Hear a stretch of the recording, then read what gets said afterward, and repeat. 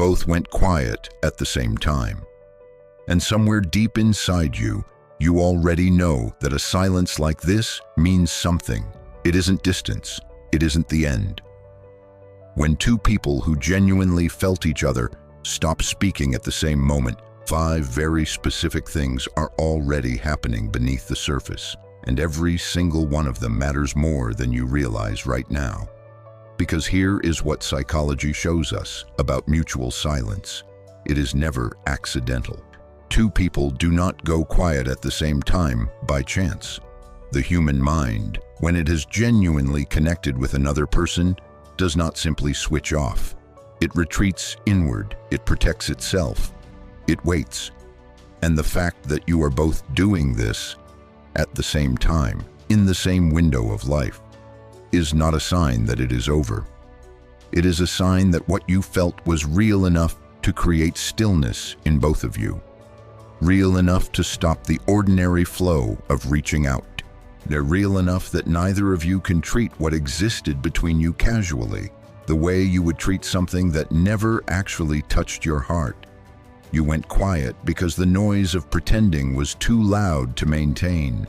The noise of acting as though this didn't matter, as though what was between you wasn't significant, was simply more than either of you could carry. And that is not weakness, that is honesty. That is the full weight of something that genuinely mattered landing exactly where it should. The first thing happening right now is that you are both protecting something deeply tender inside yourselves. Silence in a relationship that carried real emotional weight is almost never about indifference. Psychology consistently shows us that when two people who share genuine depth and real intimacy go quiet at the same time, they are almost always shielding the most vulnerable parts of who they are. The parts that got too close, the parts that opened up, that allowed someone in, and then felt the full exposure of that openness. You went quiet because speaking right now feels like reaching out with your heart visible, with no certainty that it will be received with the care it deserves. And what you may not fully see yet is that they went quiet for the very same reason. That they are also standing at the edge of something they don't know how to cross. They are also trying to hold what was real between you without losing themselves to the uncertainty of where it all goes next. That shared silence is not two people retreating from each other. It is two people standing at the edge of something enormous. Neither of them sure of the next step, but neither of them actually walking away. The second thing happening right now is that you are both still in the middle of emotional processing. And that kind of processing takes exactly the time it takes, and not a single moment less. When a connection runs as deep as this one did, the emotional residue it leaves behind does not clear overnight. It doesn't clear in a week. Beneath your silence right now, there is an entire interior world of feeling that you haven't yet found the words to describe. You replay moments that meant something. You feel things that don't have names yet. You write messages in your head that never make it to your phone. You almost reach out, and then something holds you back. Not because the feeling isn't there, but because you don't yet know how to carry everything you're holding into a single message that would do it justice. This is not confusion. This is not weakness. Psychology shows us that the most emotionally significant relationships require exactly this kind of silence for the heart and mind to integrate what happened, to understand what this person truly means to you and what you mean to them. The quiet isn't emptiness. It is the opposite of emptiness. Right now, the quiet is completely full. The third thing, and this one is important for you to sit with, is that the silence between you right now is louder than any conversation you could be having. Here is what research on emotional bonding consistently tells us. When two people share a connection that was genuinely felt and then fall into mutual silence, their emotional and mental presence with each other often intensifies rather than fading.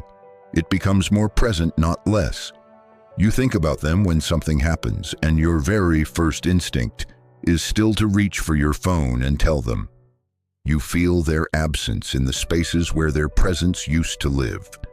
In the quiet of an ordinary morning, in the middle of a moment that should feel normal but somehow doesn't quite anymore. And at this very moment, as you sit with this silence, they are sitting with one too. Inside their silence, your name is alive. The memory of how it felt to be near them, to be truly known by them, you to feel seen in the way only they made you feel seen. All of it is still moving beneath the surface of everything.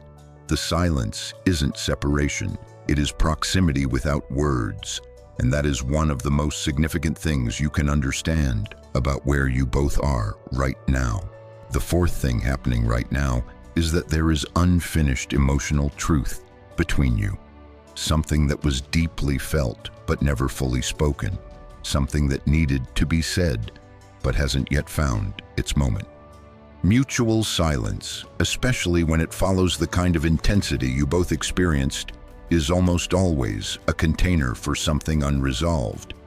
Psychology shows us that when two people in a meaningful bond go quiet at the same time, it is often because what needs to be said feels too large, too honest, or too vulnerable for the moment that was available.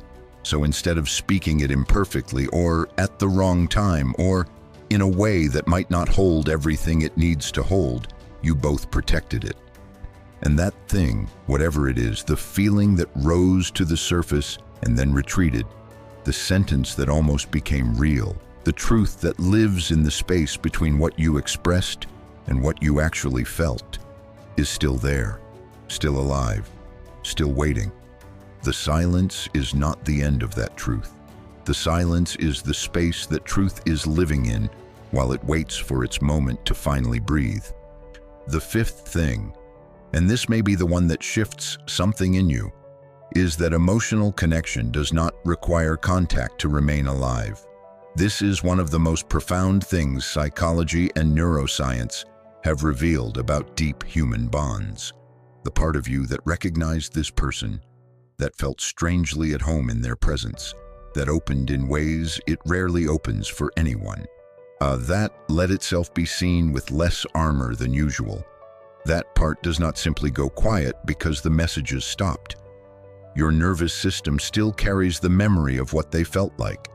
Your emotional body still holds the imprint of what it meant to be truly seen and felt by someone who understood you at a level most people never reached.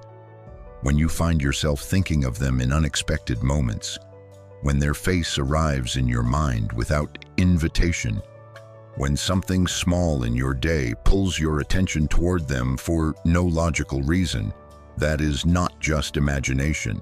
That is your nervous system holding on to something it registered as real and profoundly significant. And the same thing is happening for them. What you both felt was not ordinary.